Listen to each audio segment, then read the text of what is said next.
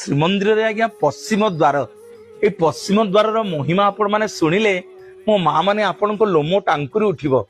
पुओ झियो बाहाई पारुनाहंती, बंधु प्रस्ताव ठीक हे पारुनी, बापा मांकर चिंता आज्ञा बढ़ी गलानी।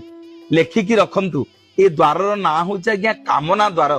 समस्तंक कामना जगन्नाथ महाप्रभु एई द्वार रे आज्ञा पूर्ण करंती। जहा आपनक मनरे मनस्कामना अछि, जहा कामना करिसंती आपण माने जिबे।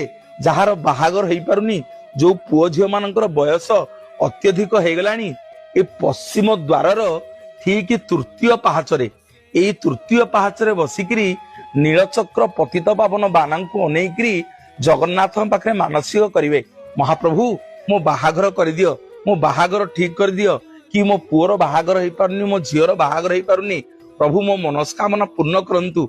देखिबे आज्ञा कोटी कैवल्य नाथ जगन्नाथ महाप्रभु एमिति आज्ञा दया करिवे, एमिति कृपा करिवे।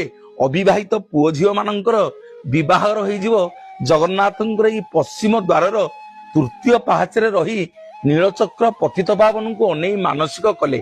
आपण माने परीक्षा करंतु, गोटे झियो आज्ञा प्रतिदिन कांदी कांदी मंदिर को जाए, ए तृतीय पाहाचरे मानसिक करी विवाह करी से प्रत्येक दिन जगन्नाथंक मंदिर को आसुची दर्शन करिया पे।